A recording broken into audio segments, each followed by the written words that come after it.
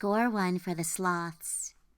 Written by Helen Lester, illustrated by Lynn Munsinger. To teachers everywhere, Helen Lester.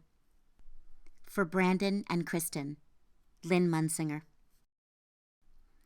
Ho-dee hum. It was another day at Sleepy Valley Sloth School, and all the sloths were just hanging around. Once in a while, the teacher would remember his job and wake up with a lesson. "All right now," he would drawl. "Everybody yawn."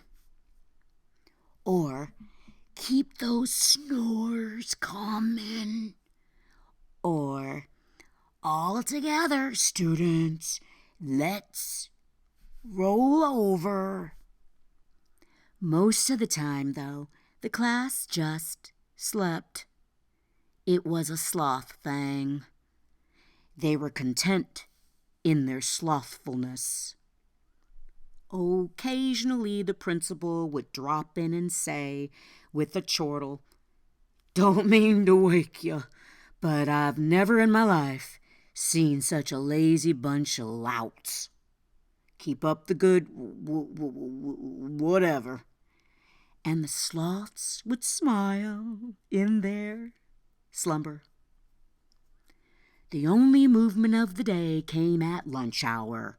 Actually, it was lunch 3 hours, when the sloths would amble around the slothateria, taking a berry at a time, slowly chewing each one ever so carefully. After all that exertion, it was nap time again. Then the students were off to study hall. And then it was time for recess. The dismissal bell rang at 3 o'clock sharp each day, but it was dusk before the sloths left school because no one wanted to get up to open the door. "Do I have to?" moaned one. "I did it last time," yawned another. "My leg hurts," mumbled a third. So everyone was happy to go back to sleep until 6 o'clock, when the custodian swept them out, and they rolled home. One day, a new sloth came to school. She had just moved to the area, and her name was Sparky. Sparky was perky. She was full of life and energy and vim and vigor and vitality. She was a mover and a shaker and a go-getter. And by mid-morning, she was driving the other sloths crazy. "Let's read a story. Hey, we could use a little music. Want to build a castle? Anyone for math? How about some poetry?" The lazy sloths shook Sparky off, nudged her with their elbows, and shoved her away with their toes. Poor Sparky sat in a corner fidgeting on her first day of school, feeling very unwelcome. "What a bunch of bores," she sighed to herself. Then she looked up, and there was a real boar at the door with a clipboard. From its outfit, it was clear that it was a wild boar. The boar announced, "I am an official representative of SOS. That's the Society of Organizing Sameness. Wait till you hear what we know about you. It says here in my report that Sleepy Valley Sloth School is a disgrace to the entire mammal district." The boar was getting wound up now and began pacing wildly, shaking trees, whacking some sloths with the clipboard, and poking others with a pencil, until everyone was awake. "Want to know your scores?" Without waiting for an answer, the wild boar boomed on. "Reading? Dreadful. Music? The absolute worst. Block building? Zilcho. Math? Forget it. Poetry? Off, below, and way under the chart. Thus, I am here from SOS to close this school." The sloths gasped. Their school. Their happy, peaceful, slothful school. They had to do something.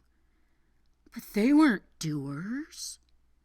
They had never done anything. Only one sloth could help them now. The mover, the shaker, the go-getter. All eyes turned with hope to Sparky. Sparky addressed the wild boar.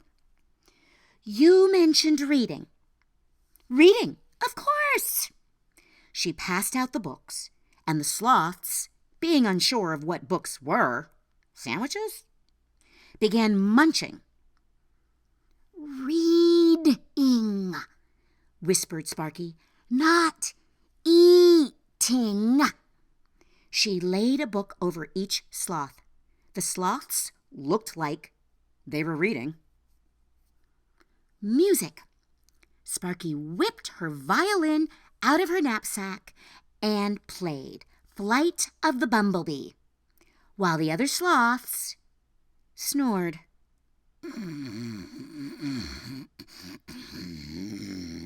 Very realistic. Block building. The sloths were well past their nap time, but they threw themselves into the task.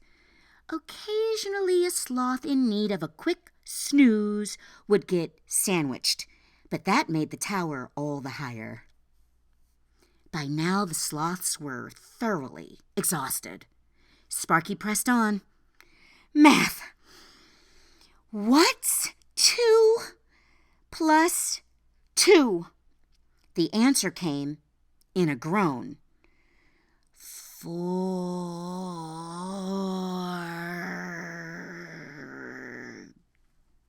Get it? Luckily, the wild boar only heard the 4 and not the get it, so he didn't get it. "And the last subject you mentioned," said Sparky, "was poetry, off, below, and way under the chart. If you please, we will recite The Way of the Sloth." Of course, all sloths everywhere had been brought up with this poem. They'd known it since they were babies. They could recite it in their sleep. So they did.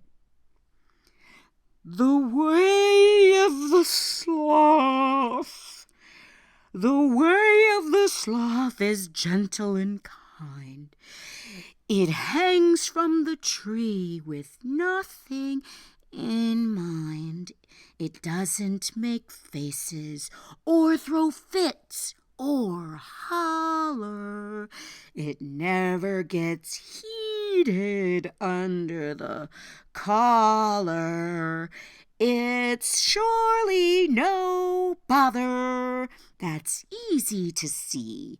It just hangs around, contented to be."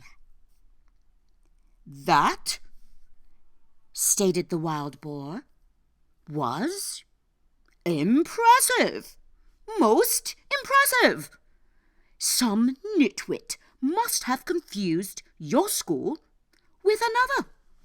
Sleepy Vallow Sloth School is a credit to the entire mammal district." Off stalked the wild boar with the clipboard, and everyone, especially Sparky, settled in for a peaceful, well-deserved, and very long nap. I'm Michelle Bernard. I hope you enjoyed Score One for the Sloths, as I have read this book to my goofy chocolate lab professor and my Zen master, Shih Tzu, Mr. Porter, and you.